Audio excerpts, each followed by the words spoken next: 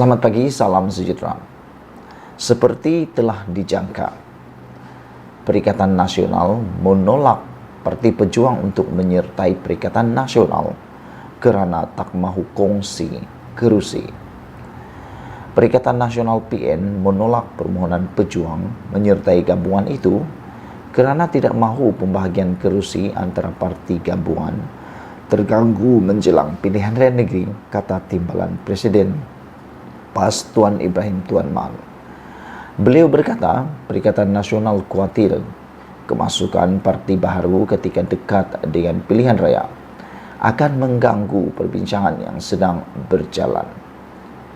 Kata beliau, masa dia masuk dekat PRN, parti komponen PN sudah bincang bila terima masuk yang mungkin akan mengganggu proses perbincangan yang sedang berjalan, katanya kepada FMT.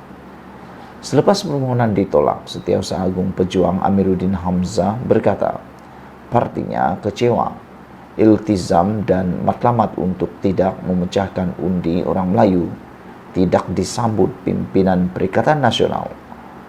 Tuan Ibrahim tidak menolak Pejuang memohon untuk menyertai PN demi menyelamatkan beberapa kerusi DUN parti itu.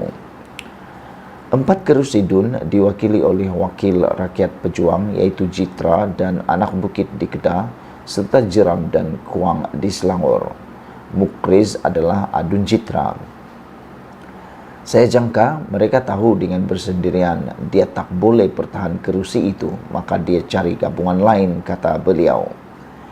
Tuan Ibrahim yang juga ahli Parlimen Kubang Krian berpendapat lebih wajar Pejuang dibubarkan dan ahlinya menyertai PAS atau bersatu jika mahu terus memperjuangkan bangsa dan agama. Itu lebih baik berbanding banyakkan parti kecil kerana akhirnya ia akan menimbulkan masalah, kata beliau. Tuan Ibrahim menepis dakwaan penolakan Pejuang itu bermakna Perikatan Nasional menolak agenda penyatuan ummah yang diperjuangkan PAS. Kalau betul-betul nak lihat dari segi kebersamaan dalam pasukan pembangkang, lebih baik masuk parti dalam Perikatan Nasional sedia ada sebab dia asalnya dari bersatu dan bentuk parti lain, kata beliau lagi.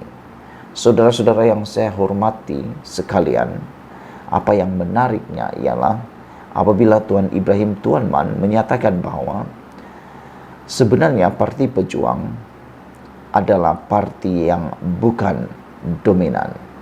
Penyatuan ummah tidak akan berlaku sebab Pejuang bukan parti utama seperti UMNO dan Bersatu.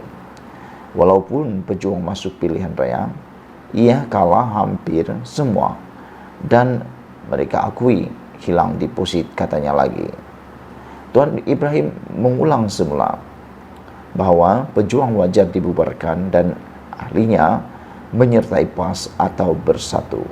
Itu lebih baik berbanding perbanyakkan parti kecil kerana akhirnya ia akan menimbulkan masalah, kata beliau lagi. Nah, saudara-saudara sekalian, sudah terang lagi bersulu. Punca utama Perikatan Nasional menolak penyertaan Parti Pejuang ialah kerana tidak mahu kongsi kerusi dengan Parti Pejuang. Jadi sekarang persoalannya, apa kedudukan Parti Pejuang? Adakah akan bubar atau akan kalah teruk lagi?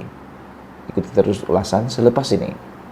Selamat pagi, salam sejahtera. Terima kasih kerana bersama dengan saya di Nazilin Unity Channel. Pagi ini kita digemparkan dengan satu pendedahan dan juga satu keputusan yang amat mengejutkan anak-anak Mahathir.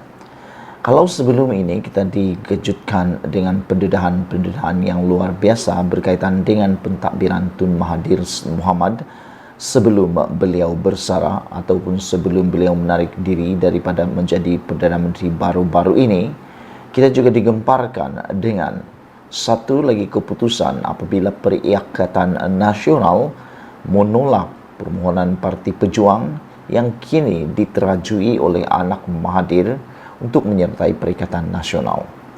Akhirnya Mukriz Mahathir kecewa dan juga telah pun memberikan kata putus kepada Perikatan Nasional.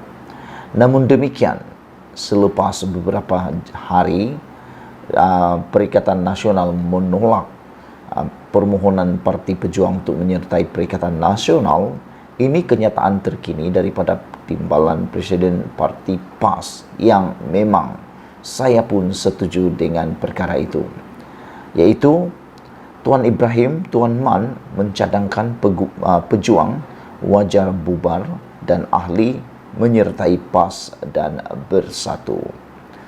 Timbalan Presiden PAS Tuan Ibrahim Tuan Man berkata, Perikatan Nasional menolak permohonan pejuang untuk menyertai gabungan itu kerana risau kemasukan parti baru menjelang pilihan raya negeri akan mengganggu perbincangan pembahagian kerusi.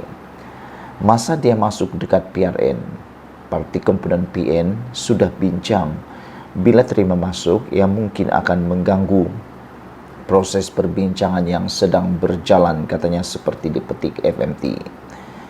Pejuang kalah PRU 15 dan setiap calonnya termasuk bekas Perdana Menteri Dr. Mahathir Mohamad kehilangan wang deposit. Parti itu sejak itu dilanda krisis dengan Dr. Mahathir Mohamad menyertai putra pimpinan Ibrahim Ali, manakala anaknya Mukriz cuba memohon supaya pejuang menyertai gabungan Perikatan Nasional. Penyatuan ummah tidak akan berlaku sebab mereka pejuang bukan parti utama seperti UMNO atau Bersatu, kata Tuan Ibrahim. Walaupun pejuang masuk pilihan raya, ia kalah hampir semua dan mereka akui hilang deposit, katanya lagi. Tuan Ibrahim juga berkata pejuang wajar dibubarkan dan ahlinya menyertai PAS atau Bersatu. Itu lebih baik berbanding banyakkan parti kecil kerana akhirnya ia akan menimbulkan masalah, kata beliau lagi. Selain Mukriz yang juga adun jitra, pejuang juga memegang 3 kerusi DUN, iaitu Anak Bukit di Kedah serta Jeram dan Kuang di Selangor, yang dimenangi ahli pejuang ketika bertanding di bawah tiket Bersatu dan Pakatan Harapan pada 2018. Saya jangka mereka tahu dengan bersendirian dia tak boleh bertahan kerusi itu, maka dia cari gabungan lain, kata Tuan Ibrahim.